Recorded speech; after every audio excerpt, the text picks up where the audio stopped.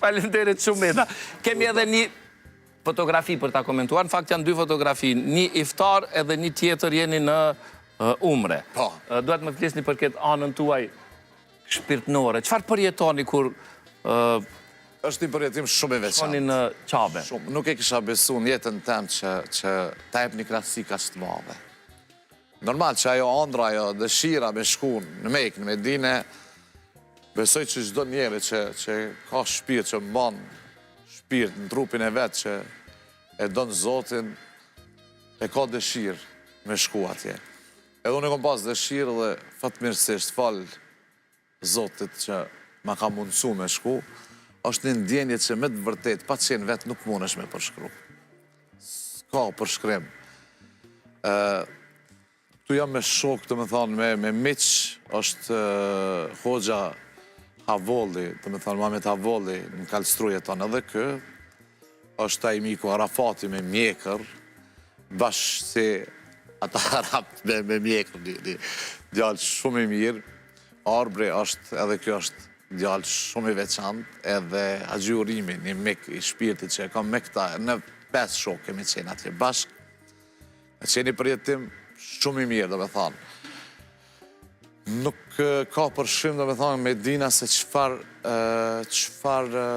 qëtësie ta jep, qëfar qëtësie për jep ke njerit, se unë jam pak me nerva, jam pak nervoz, më falë, një sektor është se ka dit, jesë, po jam pak nervoz, edhe bona shpejt, nëzhen telat shpejt, nana Rameti pas shpirtim ka thonë, i ki kaplat pak me rrymë, nana mës merë s'poj ka të shpejt, se qorë ma vlën shpejt edhe kështu që këtu do me thonë absolut, asë nuk ka ujtë kur gjo më më bo nervoz, E ke përjetu pra?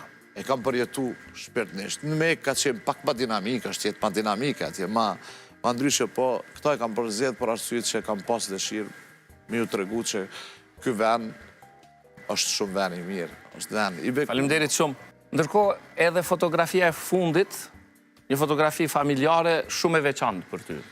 Kjo është e veçantë për arsyet se para një viti, do me thonë, Ramazanin e kalum, kjo është bajrami i fundit që e kam përjetu me nanën. Edhe për atë arsye kam përzjedh që si kujtim do me thonë me pas edhe në emision, po edhe ka prejkë shpirtnisht sepse ka qenë bajrami i fundit që e kemi përjetu bashkë me nanën. Edhe është një ndjenjë e veçantë, është një fotografi që edhe moment që do ta moj mend gjithë jetën. Sepse keni pas një lidhje të veçantë me nanën?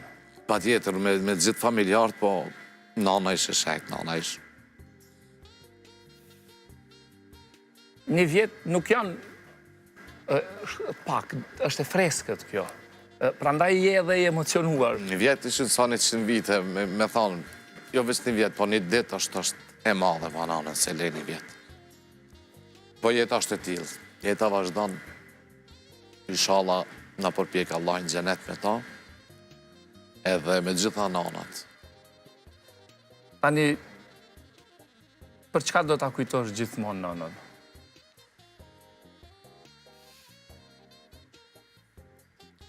Që më ka rritë kështu që jam. Më ka dhanë këta që unë e kam prej nanës, prej babit. Kështu që jam, dhe me thanë, gjithë jetën që kam qenë i parafrët, kështu ka qenë nana, ka dhanë shumë, me dorën e vetë, ka dhanë shumë bukë. Sigurisht është krenare për ty. Dhe e ka parë suksesin tëndë dhe uroj që kudo që është t'ja bëj Zoti shpirtin dritë. Faleminderit shumë. Faleminderit.